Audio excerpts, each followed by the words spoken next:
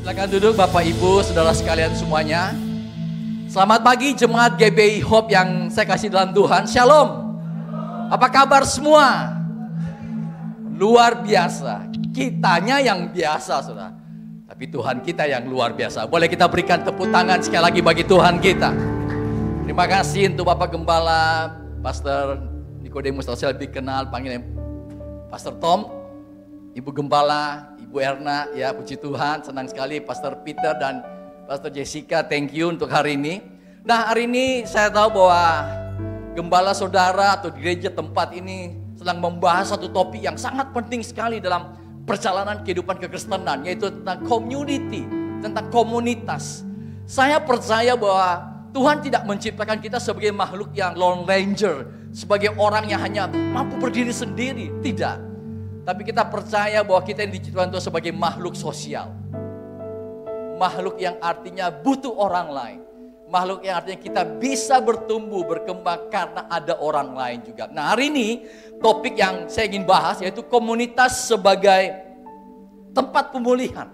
Atau sebagai rumah, home, house, tempat pemulihan itu saudara sekalian.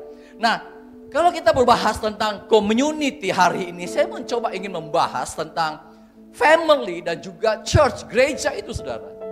Ya next slide, kita boleh lihat bahwa kalau kita bahas ini maka hari ini saya ingin coba membahas tentang dua hal. Yaitu tentang keluarga, tentang gereja dan keluarga sebagai tempat pemulihan. Sebuah tempat di mana seseorang dapat menemukan yang namanya penerimaan. Ada amin. Seseorang dapat menemukan yang namanya penguatan dalam kehidupan. Dan kemudian kita percaya community inilah sebagai tempat di mana terjadinya proses transformasi, perubahan hidup. Saya sebutkan di sini sebagai proses, saudara sekalian. Karena kita semua punya kehidupan yang karakter, yang harus diubahkan dari hari ke hari dalam kehidupan kita. Ada amin? Ada amin, saudara. Nah hari ini saya coba bahas. Yang pertama kita akan lihat bagaimana church, gereja sebagai community, sebagai tempat semua kita mengalami pemulihan. Ada amin. Saudara sekalian, kalau kita baca Yesaya pasal 32 ayat 18, firman Tuhan bilang begini. Umatku akan diam di tempat yang apa? Damai. Di tempat-tempat kediaman yang tentram. Dan di tempat-tempat peristirahatan yang aman. Apa sih ini menggambarkan? Sebenarnya bisa menggambar sebagai tempat gereja yang Tuhan berikan kepada kita semua. Jadi kalau kita pelajari saudara sekalian yang saya kasih dalam Tuhan. Next slide, gereja itulah tempat, sebuah tempat di mana ada penerimaan, bukan penghukuman. Amin. Siapapun yang datang, mungkin ada saudara hadir dengan ada tanda petik luka batin, pengalaman pahit, masalah hidup yang terus-menerus kita alami dalam kehidupan. Tapi di sini tempat Anda diterima dengan tangan terbuka dan hati yang penuh kasih.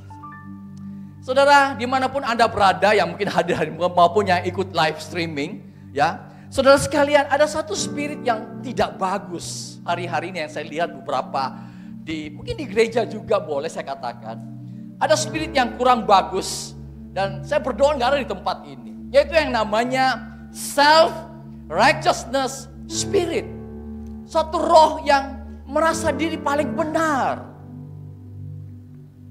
Yang selalu hanya ingin melihat kesalahan orang lain. Saudara, gereja itu adalah tempat penerimaan. Tuhan Yesus bilang, orang sakit yang butuh tabib. Ada amin. Kadang-kadang kita yang suka nuding. Itu tuh. Saudara, saya mau beritahu saudara semuanya, kita semua ini punya masa lalu. Setuju? Kita semua ini pernah punya kehancuran semuanya. Benar gak saudara? Boleh kita katakan begini, semua orang kudus dalam hidup ini pasti punya masa lalu saudara. Tapi semua pendosa pasti punya masa depan. Ada amin? Ada amin saudara sekalian. Kita gak bisa hanya bilang itu gak bisa, itu gak layak itu. Loh saudara siapa? Amin. Jangan nuduh. Saya ketemu dengan orang baru berapa hari ini saudara. Diskusi kemarin saudara. Saya heran ini orang. Semua di gereja dia bilang jelek. Astaga. Karena kemudian saya bilang, semua orang punya masa lalu. Siapa di sini nggak punya masa lalu? Orang ke gereja, mungkin dia lagi berjuang dengan kedagingan dia. Ada memang saudara. Dia berjuang dengan kehidupan lama dia. Jadi dia ke gereja memang bukan karena munafik, tidak. Tapi ketika mungkin di keluar, dia dapat tantangan lagi, lingkungannya lagi, dan jatuh lagi dalam dosa mungkin. Dia berjuang dengan kedagingan dia memang. Tapi memang betul ada juga orang ke gereja sudah dengar firman, hanya menjadikan agama, kehidupan agamawi sebagai topeng dia. Ada memang saudara, sebagai topeng.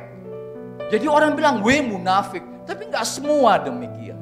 Saya berdoa agar jemaat GBI Hope, Anda punya pengertian yang sama.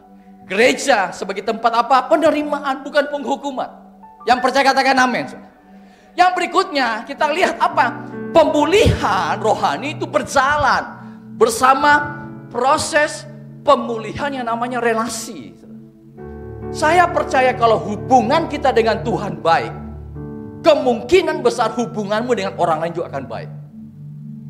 Ada amin? Ada amin, saudara? Iya, saudara. Yang berikutnya kalau kita belajar lihat semua, gereja mampu memberikan solusi pasti. Ada amin, saudara. Tempat ini saya percaya Bapak Gembala Saudara, Ibu Gembala Saudara, Pastor Peter, dan juga mungkin seluruh hamba-hamba Tuhan pingin memberikan solusi bagi saudara semuanya. Amin. Mungkin hari-hari Anda yang masih mungkin kena PHK dan sebagainya. Saya percaya bahwa semua pasti ada jalan keluar dalam kehidupan ini.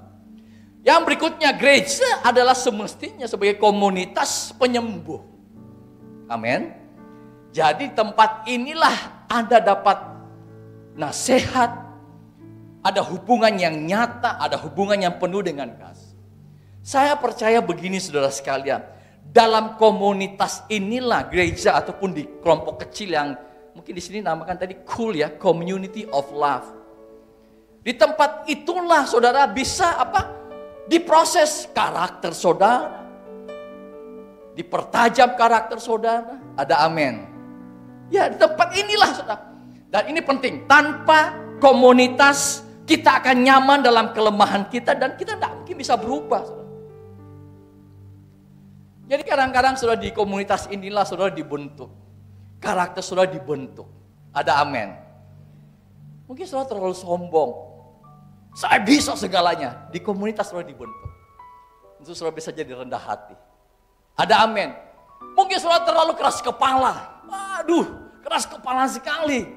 Di komunitas, di cool itulah saudara dibentuk mungkin.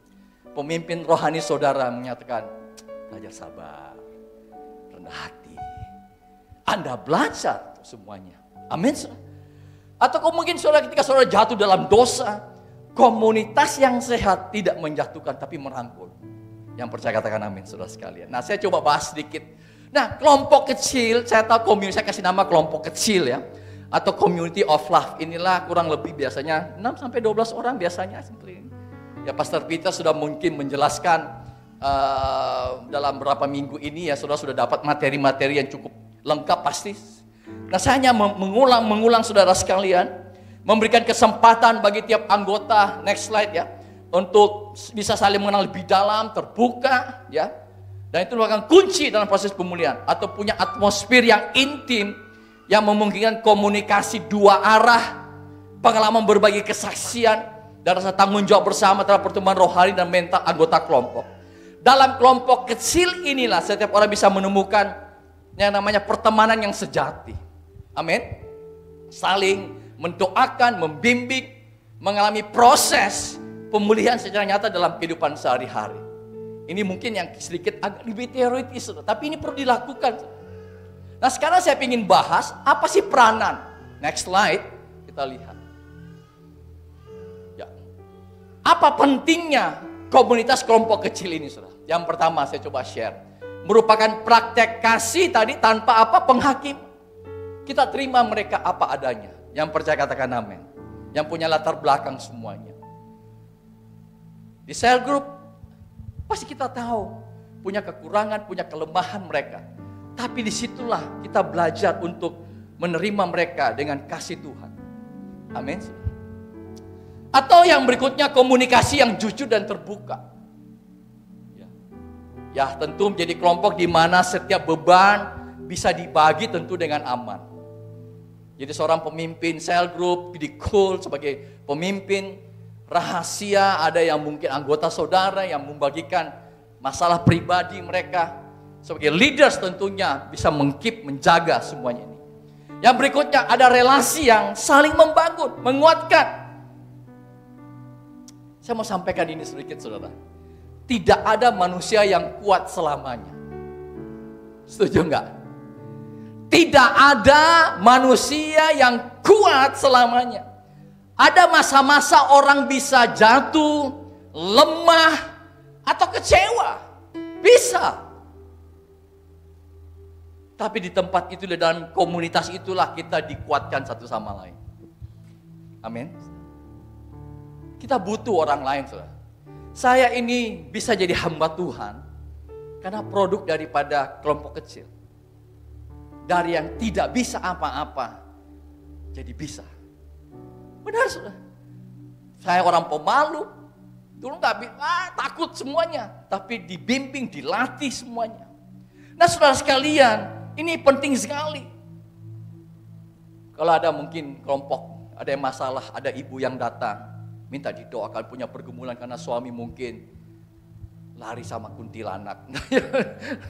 Tahu, punya selingkuhan. Mungkin sel grup inilah di kelompok kecil ini atau mungkin di kelompok doa, ayo doakan. Tapi jangan jadi tempat gosip. Kamu tahu si ibu itu, jangan. Itu yang bahaya. Biasanya gitu. Kamu tahu, jangan aku bilang-bilang sama siapa-siapa nah. Katanya saya kasih tahu. Astaga, padahal banyaknya yang dia kasih tahu orang. Enggak boleh. Kalau ada yang berbagi doa, dukung dalam doa. Tuhan pasti bisa pulihkan keluargamu. Tuhan sanggup pulihkan suamimu kembali. Ada amin, saudara? Ya. Itu di tempat yang namanya kita katakan community of life ini. Di cool inilah saudara sekalian.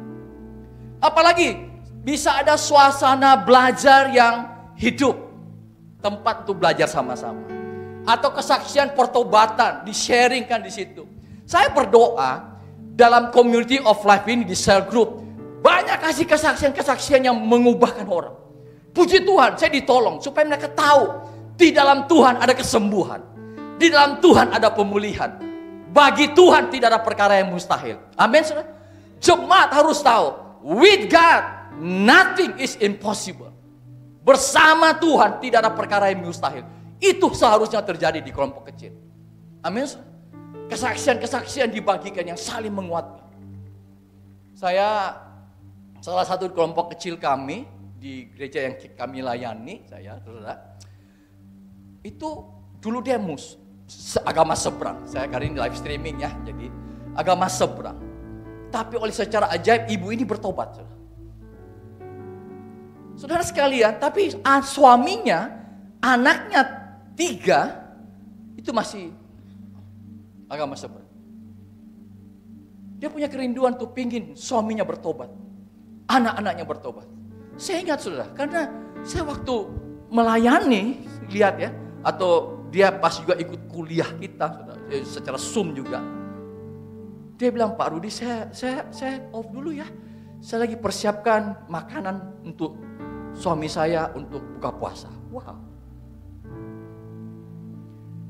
Tapi karena dengan doa, air mata, tangisan, dia tabur dukungan dari teman-teman cell group semua. Ayo pasti bisa. Satu kali saudara, Natal tahun lalu, suaminya bilang begini, Mah, saya mau ke gereja. Kaget, istrinya kaget. Hah? Nggak salah ini. Maaf ya saya cerita ini yang suaminya ini punya jabatan bagus loh di Makassar. Saya nggak sebutkan saudara ya. Mama istrinya kaget. Hah? Tapi Tuhan jawab secara ajaib. Benar, anaknya yang bungsu ikut sama suami. Dan mereka terima Tuhan Yesus di malam Natal. Boleh kita berikan tepuk tangan yang terbaik bagi Tuhan. Mereka lagi doakan 2 anaknya lagi, saudara sekalian. Tapi saya percaya bagi Tuhan, with God nothing is impossible. 1 orang diselamatkan, seluruh keluarga sesi rumah kita diselamatkan. Ada amin. Kesaksian diberikan di cell group. yang menguatkan iman satu sama lain. Ada amin, saudara? Iya. Saudara sekalian, yang berikutnya, di tempat kelompok kecil inilah ada pertumbuhan bersama. Supaya semua bisa saling berbagi. Yang gak bisa doa di cell group. Kan gak mungkin di ibadah raya begini kan. Ya kan? Yang gak bisa pimpin pujian, dilatih di kelompok kecil. Saya teringat beberapa, karena saya dari sekolah minggu kenal Tuhan lah, ke sekolah minggu, kemudian remaja saya bertobat ke SMP kelas 3, kemudian melayani Tuhan, saya jadi ketua remaja, ketua pemuda dan sebagainya, sampai akhirnya jadi pastornya di youth juga dan sebagainya. Saya teringat salah satu cell group yang saya bina, satu kali saya suruh seorang boleh katakan yang sudah berkeluarga, berusia juga, sudah mau selesai nih, Pak, silakan Pak, ini tutup dalam doa. Ya kan, kita sudah tutup mata nih, tiba-tiba dia bilang begini, minta maaf Pak, saya tidak bisa berdoa. Astaga, dia terus terang, dia open aja, minta maaf Pak, saya tidak bisa berdoa. Tapi sudah saya beritahu, di sel itulah, di kelompok kecil harus bisa bertumbuh bersama-sama. Amin. Kemudian 2 minggu kemudian, Pak, nanti sebentar Bapak doa penutup lagi ya. Boleh. Siap. Jadi saya telepon memang, saudara, ya kan? Oke. Saudara, puji Tuhan, lancar doanya. Wow. Saya mau beritahu saudara, sekarang dia bisa sharing firman Tuhan lebih bagus daripada orang sekolah teologi. Saya ulangi ya. Dia bisa sharing firman Tuhan, khotbah lebih bagus dari orang yang sekolah teologi. Cara memaparkannya saya bilang, ini orang kayak belajar khotbah ekspositori Pak Tom. Ya kan? Astaga, hebat sekali. Boleh kita berikan tepuk tangan yang terbaik bagi Tuhan. Saudara, di mana kita belajar? Cell group, kelompok kecil. Cool. Community of love itu, saudara. Amin, saudara. Saudara, disinilah kita diuji semua, bertumbuh semua, karakter kami kita bilang semua. Kita tadi diuji, dilatih. Saudara, saya mau beritahu begini, kasih kita itu diuji, dilatih bukan dalam kesendirian. Setuju enggak? Tapi dalam komunitas. Anda dibilang begini, saya mau belajar bersabar. Di mana? Enggak bisa kalau cuma di rumah. Enggak bisa kalau Anda sendirian. Anda belajar bersabar ketika Anda ada dalam tim pelayanan umpamanya. Guys, kita latihan, di sini latihan musik ada apa-apa? Jumat, jam 7 ya. Astaga, pemain musik datang jam 8. Tidak rasa bersalah lagi. Sekali-sekali boleh, mungkin ada masalah. Umpama ya, di sini nggak ada saudara. Di sini, itu gereja lain, ya kan? Gereja lain itu terlambat. Ini yang satu. Kayak Tommy apa dia hebat sekali. Ya, dia aja sabar. Saudara. Di mana? Pelayanan beginian, di komunitas. Ada amin. Anda nggak bisa belajar bersabar kalau cuma sendirian di kamar. Saya Tuhan kasih kesabaran. Nggak bisa. Diuji dalam pelayanan. Amin. Saudara. Apalagi saudara mungkin ya. Dalam komunitas itu kita bisa belajar mengasihi orang yang berbeda kepribadian dengan kita. Di komunitas. Yang ikut komunitas pasti tahu, iya benar Pak Rudi ya, puji Tuhan. Nah, hari ini saya mau dorong jemaat GBI Hope. Kita nggak usah teori terlalu banyak ya. Amin. Kita mau prakteknya. Saya dorong jemaat GBI Hope tempat ini saudara. Terlibat di semua ikut lihat. Di mana tempat dekat rumah Anda. Ada amin. Jangan jadi Lone Ranger. Atau Lone Ranger, orang berjalan sendirian. Masuk dalam kelompok kecil. Saya tidak perlu bilang, siapa yang belum? Saya tidak perlu angkat ya, tidak perlu tanya ya. Siapa yang belum bersel group atau cool? Tidak perlu, tapi selalu, oh iya. Habis selesai ibadah ini, daftar. Pastor Peter, saya pingin cool. Dekat mana kalau rumah saya di sini? Amin. Amin. Yes. Kedua, saya mau dorong, jadilah rumah. Anda buka rumah Anda mungkin jadi tempat cool. Ada amin. Pak Tom, Pak Gembala, saya kayaknya rumah saya mau tempat cool. Oh, puji Tuhan. Ada amin saudara sekalian. Ya, jadilah rumah bagi yang lemah dan terluka, bukan sekedar penonton. Nah saudara sekalian, saya satu ke satu saya mau kasih slide ini. Next slide kita lihat. Ini penting sekali. Saya ingin kita semua tidak boleh kehilangan spirit ini. Jangan pernah kehilangan kerinduan untuk melihat pribadi, temanmu, sahabatmu, keluargamu diselamatkan dan mengalami pemulihan. Ada amin? Ada amin? Jangan pernah kehilangan semangat ini saudara sekalian.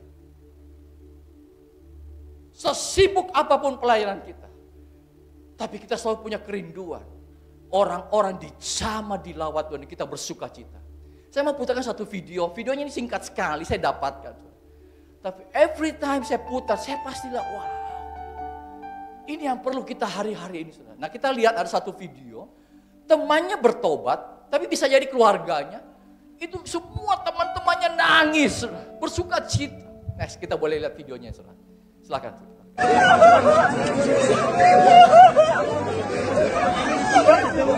Anda lihat, ini nangisnya bukan buat-buatan. Tapi mereka senang sekali, ada satu jiwa bertobat.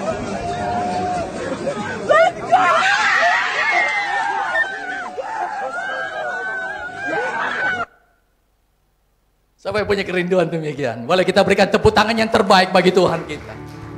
Saya mau share berikutnya. Yang kedua, tadi church, gereja lokal di tempat ini. Punya community of love, masuk terlibat. Yang kedua, saya sharing firman Tuhan. Saya percaya bahwa family adalah sebagai tempat, sebagai rumah pemulihan. Yang percaya katakan amin. Saudara, kalau kita lihat Mazmur 68 ayat 6, firman Tuhan bilang begini.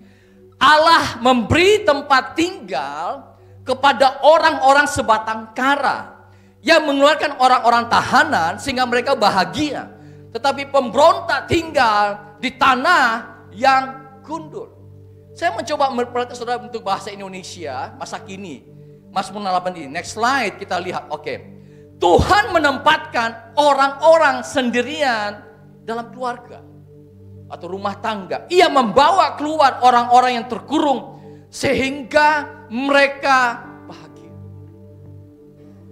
Saya berdoa tempat keluarga kita sebagai tempat pemulihan. Ada amin. Keluarga-keluarga dibilang firman Tuhan menjadi bahagia.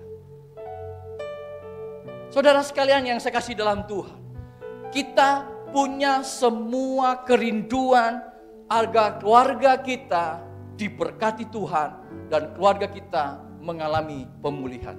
Amin. Saudara, kalau kita belajar sama-sama, apa sih sebenarnya itu keluarga? Next slide, kita lihat coba sepintas. Apakah cuma sebagai tempat, orang bilang sebagai tempat tidur, bed and breakfast saja? Hanya sebagai tempat tidur dan sebagai tempat makan pagi dan tidak pernah ketemu satu sama lain? Jujur saya katakan ini di kota besar terjadi, di Surabaya, di Jakarta. Bahkan Makassar pun juga. Ada orang tua tidak pernah ketemu anaknya. Kenapa? Orang tuanya harus kerja pagi. Anaknya sekolah jam 7, anaknya bangun pagi. Tidak pernah ketemu, anaknya diantar.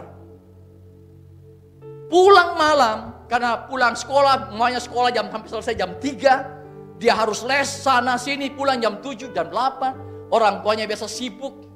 Anaknya tidak pernah ketemu satu sama lain. It happened, ini terjadi di Jakarta dan di kota Surabaya. Saya pernah tanya teman saya di Jakarta, anak kamu sekolah di mana? Oh, anak saya sekolah di Penabur, di Jakarta. Sekolah jam berapa? Pergi pagi. Subuh-subuh harus keluar jam 6, sudah harus keluar tinggalkan. Ini anaknya.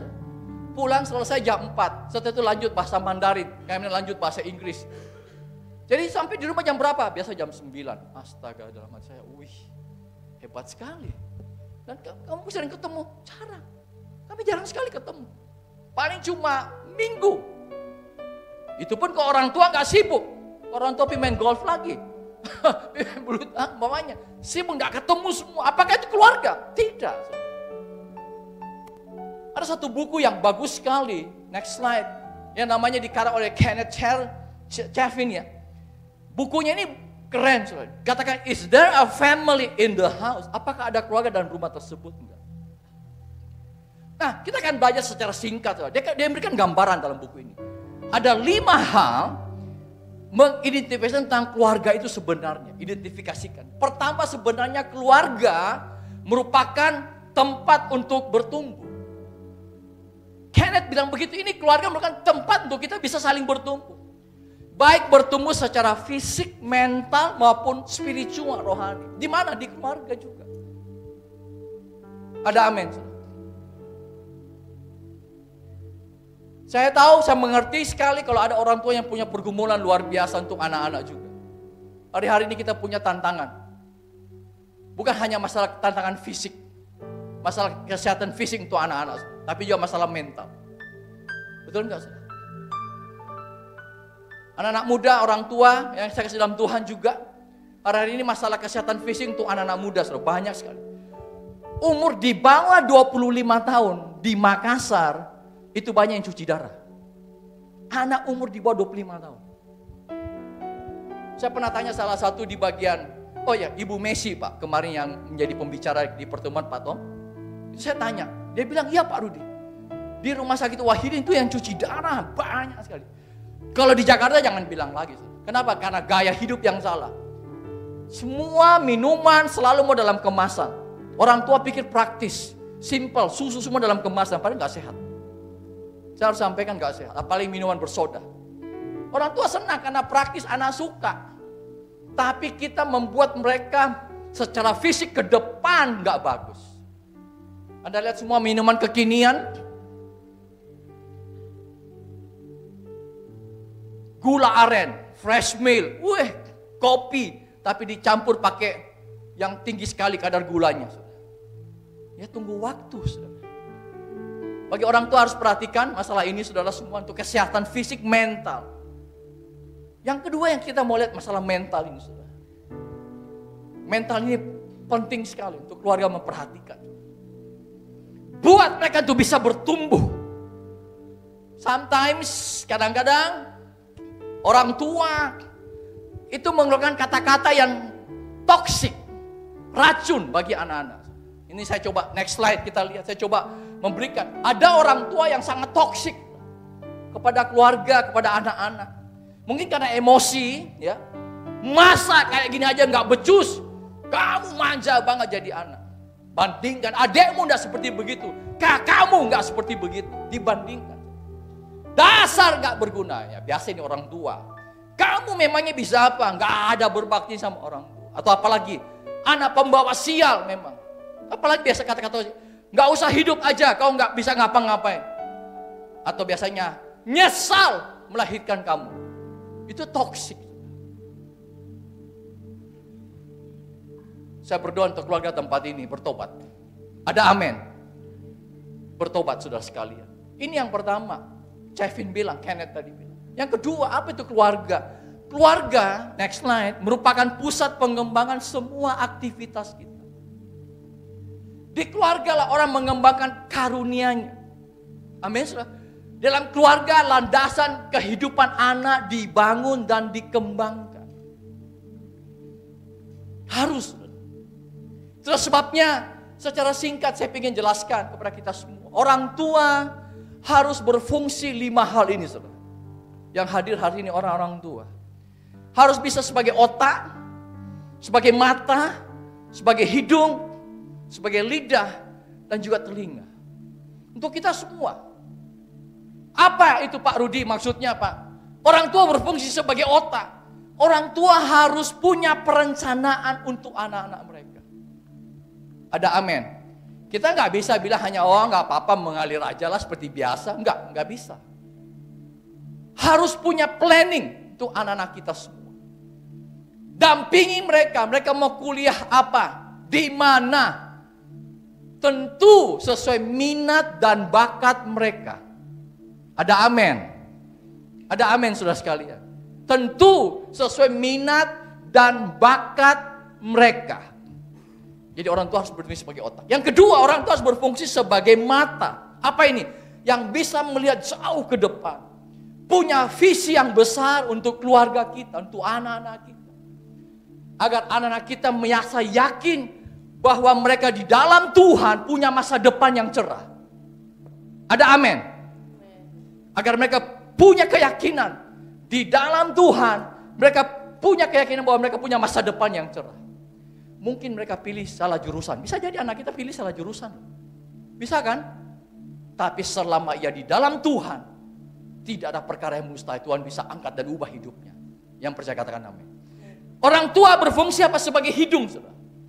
Hidung kita tahu bisa mencium bau harum, bau busuk. Mampu mendeteksi. Nah, hari-hari saya mau sampaikan kepada orang tua. Orang tua harus peka. Gak bisa tidak. Harus peka keadaan sekeliling anak-anaknya.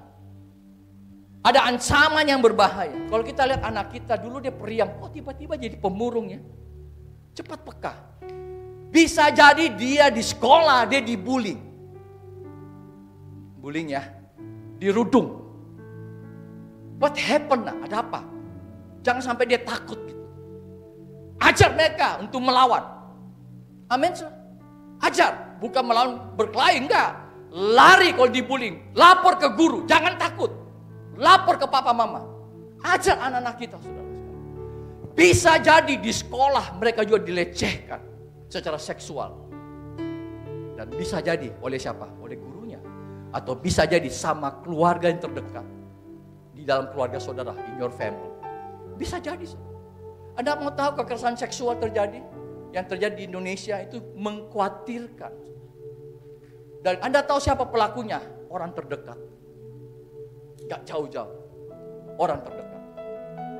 Ada amin. Makanya saudara yang punya anak SD perempuan, ini penting. Saudara.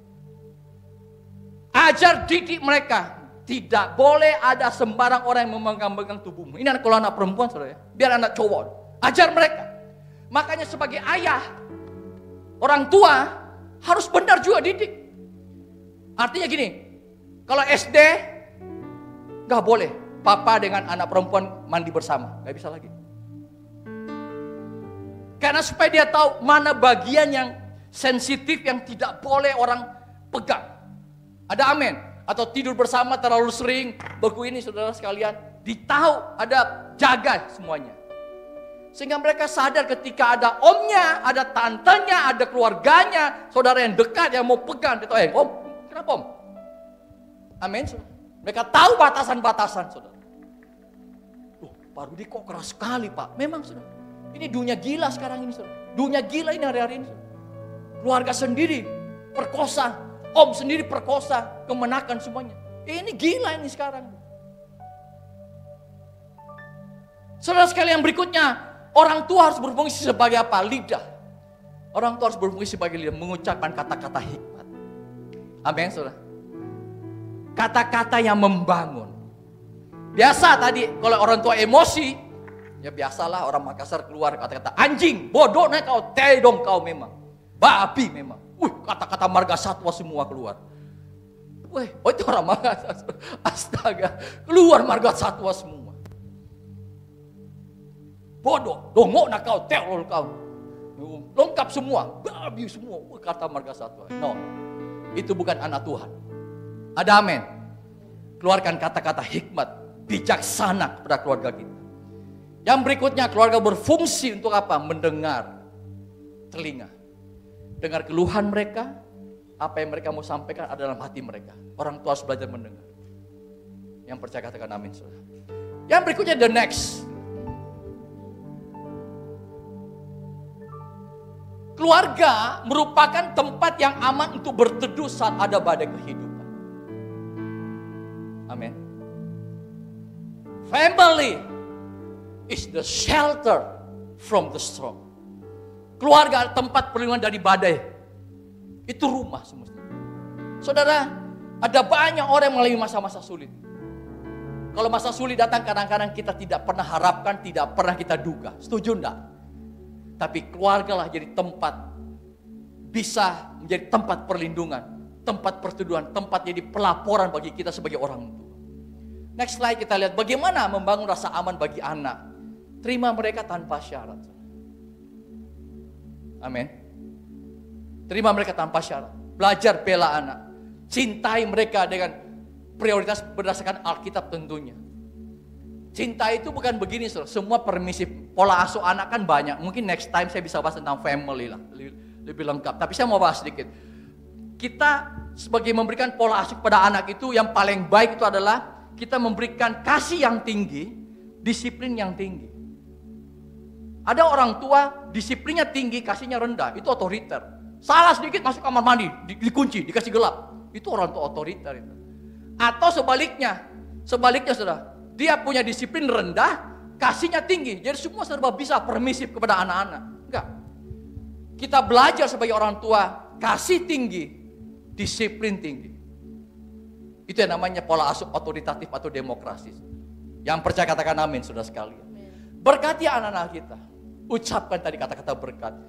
Investasikan waktu bagi keluarga saudara. Saudara pernah dengar nama Billy Graham? Next slide. Pernah pasti ya, hamba Tuhan terkenal, meninggal usia 99, hampir 100 tahun lah.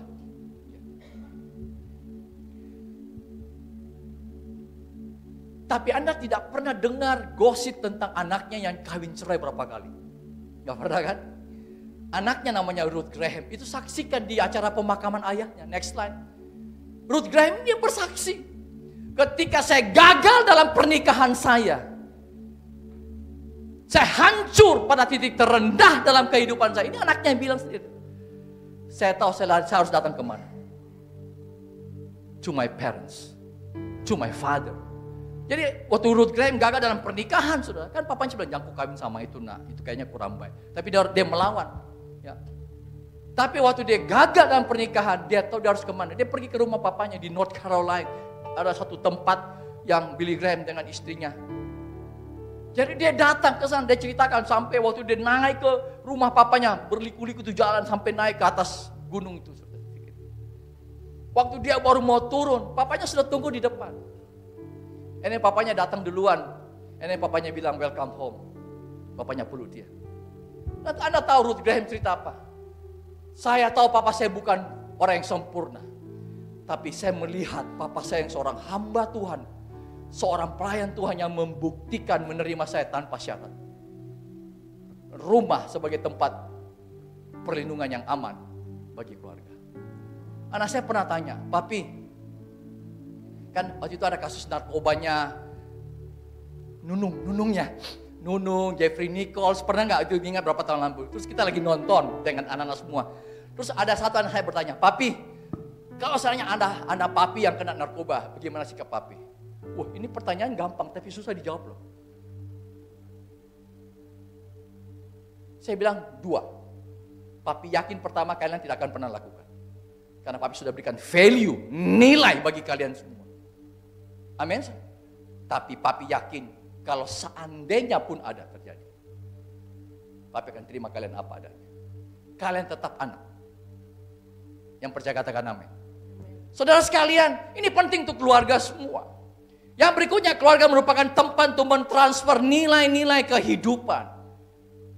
Kasih nilai-nilai, tanggung jawab, kejujuran. Next slide kita lihat sedikit.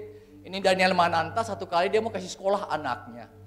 Waktu dia datang ke sekolah itu, dia lihat, kenapa biasanya ada 3 jenis. Pria, wanita, yang satunya gendernya netral. Astaga, gak jadi kasih masuk. Orang tua harus bijak. Ajarkan identitas sama anak kita bahwa mereka itu anak Tuhan. Amin. Yang terakhir saudara, keluarga merupakan tempat munculnya permasalahan dan penyelesaiannya. Tidak ada keluarga yang tidak punya masalah. Saudara, yang saya mau sampaikan dalam Tuhan, tidak ada keluarga yang sempurna. Tidak ada pasangan hidupmu yang sempurna. Istrimu tidak sempurna, suamimu tidak sempurna, anakmu tidak sempurna.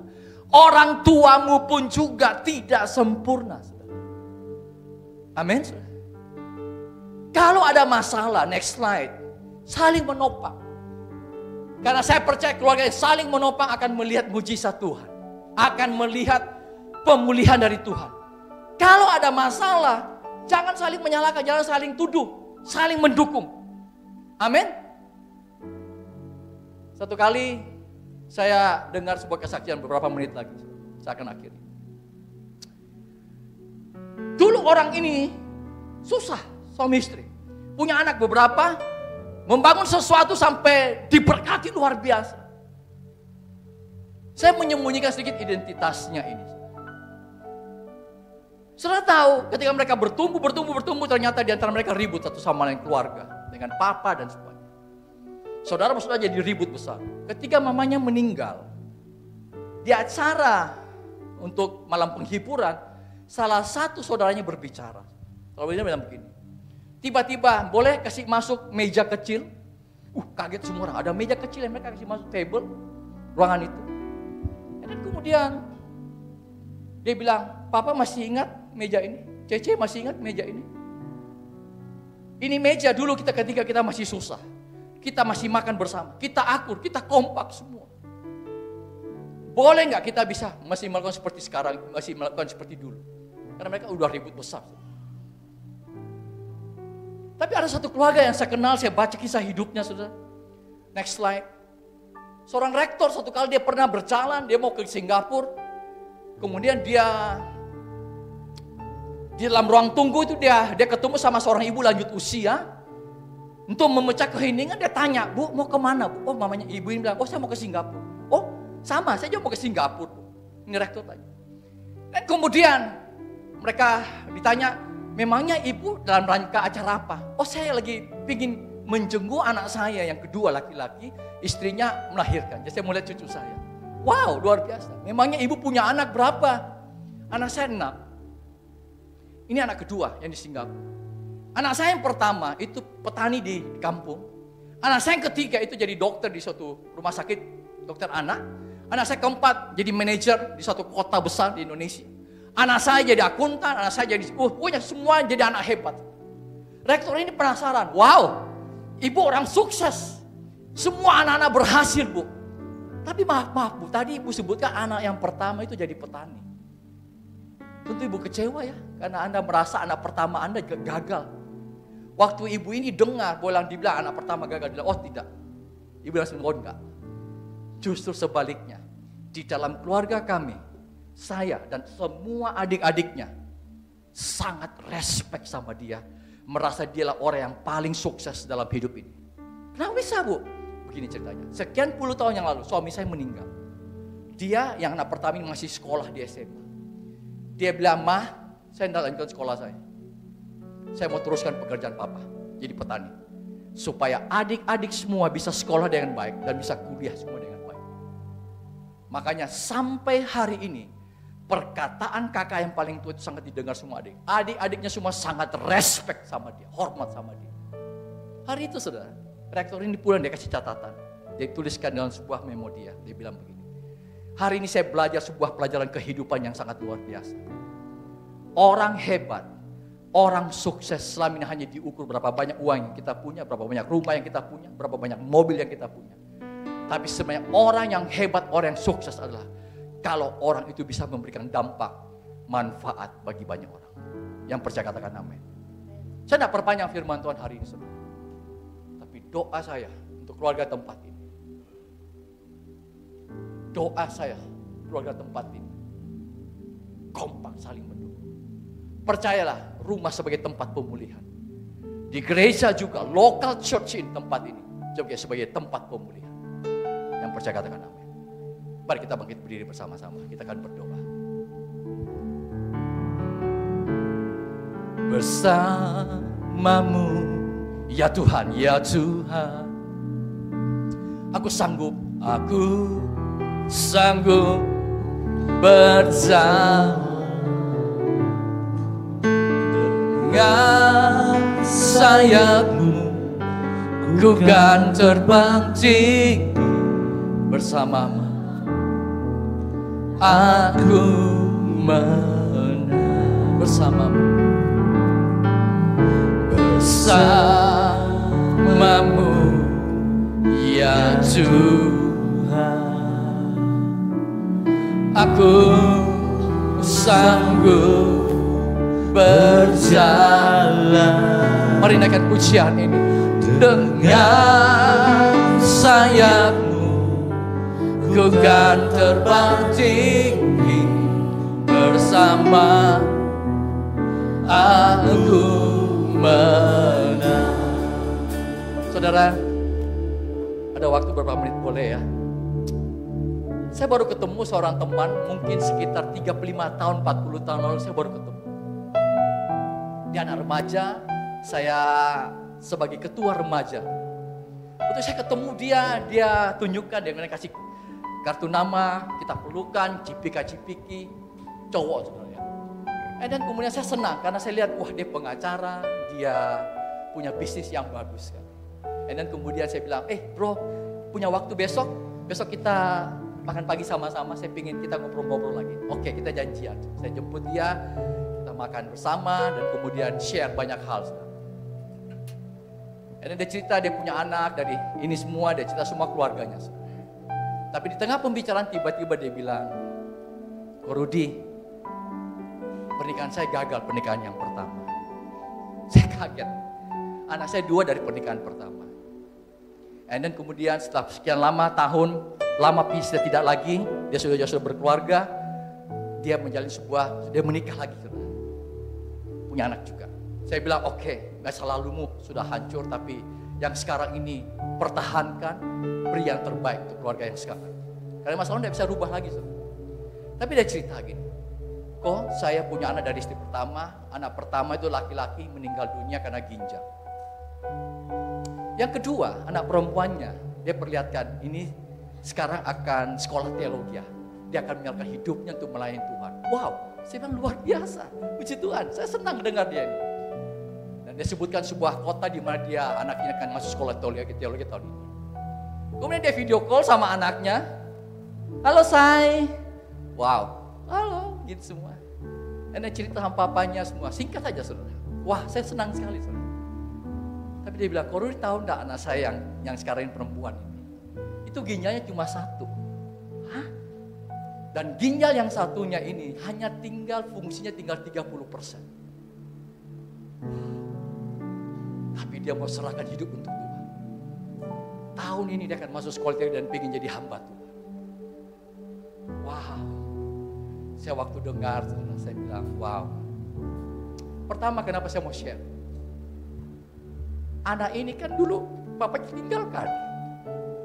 Tapi dia punya forgiveness, pengampunan untuk papa. Dan mereka bagus sekali hubungan dipulihkan. Tapi ya saya senang dengar anak ini ingin menyerahkan hidupnya untuk Tuhan. Saya ingin berdoa untuk keluarga tempat ini. Dalam waktu sisa ini. Untuk keluarga suami istri. Kalau kau hadir, kau boleh mungkin bergandengan tangan, pegang istrimu dan kita berdoa. Untuk anak-anak muda, saya ingin berdoa untuk Anda. Orang tuamu punya kekurangan. Tapi percayalah, doakan terus untuk orang tua. Yang remaja, yang melayani tadi saya melihat. Tuhan mengasihi keluarga kalian. Mari kita berdoa. Syadara. Shikaralaba. Kalau saudara yang sendirian hadir, keluarga boleh doa, minta sama Tuhan. Shandaralaba. Mari kita naikkan puji.